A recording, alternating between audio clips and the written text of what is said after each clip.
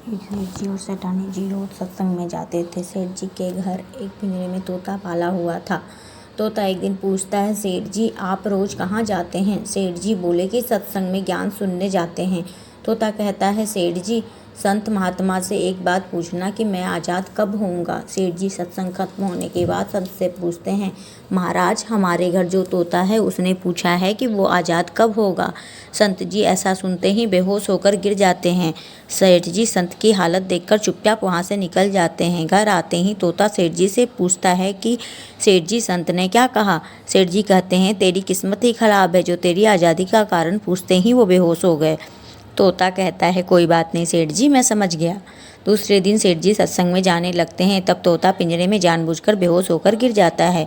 सेठ जी उसे मरा हुआ मानकर जैसे ही उसे पिंजरे से बाहर निकालते हैं तो वो उड़ जाता है। सत्संग जाते ही संत सेठ जी से पूछते हैं, कल आप उस तोते के बारे में पूछ रहे थे ना, अब वो कहाँ है? सेठ जी कहते हैं, हाँ महाराज, आज सुबह सुबह वो जानबूझकर बेहोश हो गया। मैंने देखा कि वो मर गया है, इसलिए मैंने उसे जैसे ही बाहर निकाला वो उड़ गया।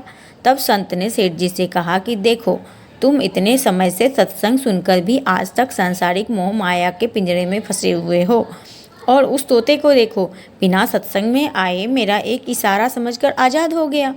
दोस्तों, इस कहानी से हमें शिक्षा मिलती है कि हम सत्संग में तो रोज़ जाते हैं, ज्ञान की बातें तो रोज़ करते हैं, सुनते भी हैं, पर हमारा मन हमेशा सांसारिक बातों में ही उलझा रहता है।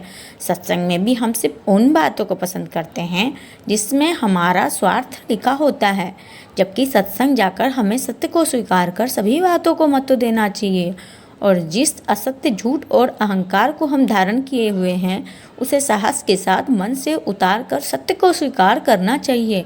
दोस्तों, कहानी अच्छी लगी तो चैनल को सब्सक्राइब